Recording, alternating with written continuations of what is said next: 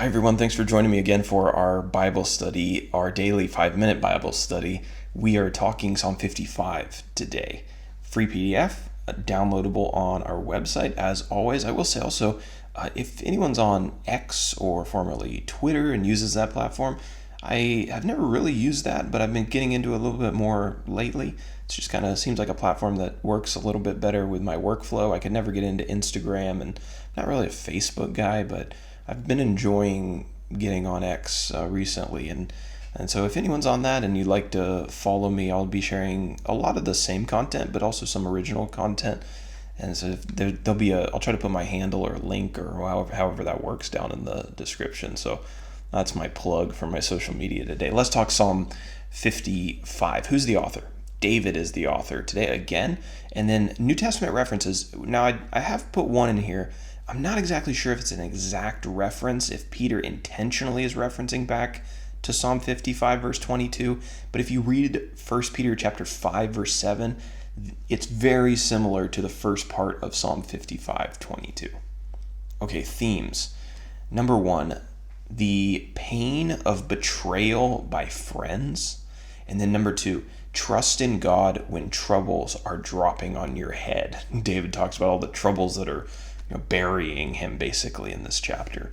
And then definitions. Okay, once again, we're going to see the word maskil, which I think we've seen in the last 3 or 4 chapters. The exact meaning remains unknown. It may have been a musical indicator telling the musician or the performer how the psalm was supposed to be presented. Other people think that it's a term that indicates that a psalm was written to impart wisdom to the one who is listening to it. And then we again have the word Sheol, which we've seen several times as it appears in verse 15. This is the place of the dead, or the grave. Psalm 55 deals with an unpleasant topic, the betrayal of a familiar friend or familiar friends. That's going to be our topic in verses 1 through 23. So David opens Psalm 55 crying out to God for his mercy. And he's done this a lot, but he seems to be in a special special amount of agony or suffering or sadness in this chapter, even more so than we've seen in some of the previous chapters. His plea was prompted by enemies who were oppressing him and dropping troubles on him continuously, according to verse 3. His heart was in anguish, and he says in verse 5 that he was overwhelmed by horror. So he seems to be in an especially bad state.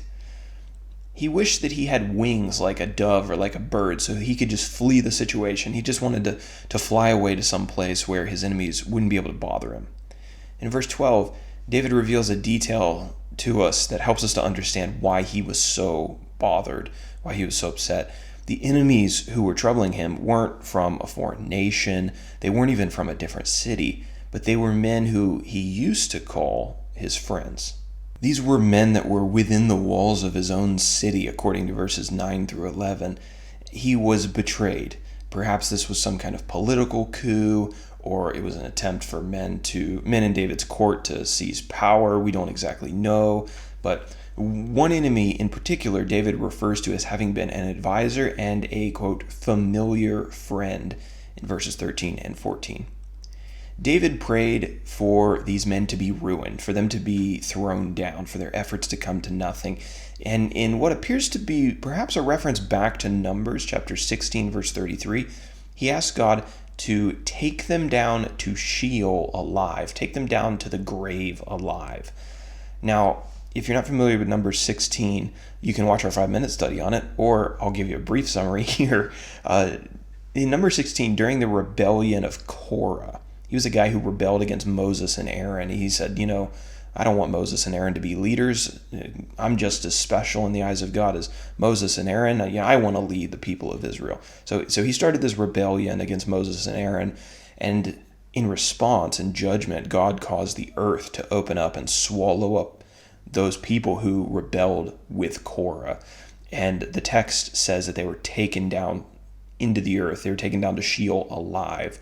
And so David uses really similar language here, talking about his enemies. David prayed for deliverance constantly. He prayed every morning, he prayed every noon, he prayed every night, according to verse 17. And as he closes the psalm, as David so often did, he concluded with an expression of confidence that God would save him and that God would overthrow his enemies. He clearly stated that God was worthy of his trust and that God's power was not lacking to overthrow these bad actors, because God was the king, quote, enthroned from of old, in verse 19. So that is Psalm 55. Now, for our application today. For the most part, David was a very godly man. Of course, he made his share of mistakes, but he was someone who loved God deeply, and we see that in the Psalms. But if one thing is obvious in the Psalms, it's that David certainly had his fair share of trials and people who didn't like him.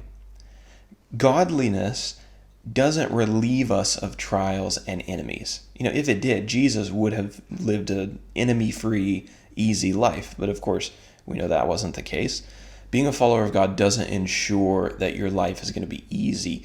What it does ensure is that you have a king who brings you through all of those trials. A question to think about when we think about trials and why God allows these things to happen. Is it possible that God allows us to endure some trials so that we learn to cry out to him like David did, so we learn our dependence on him?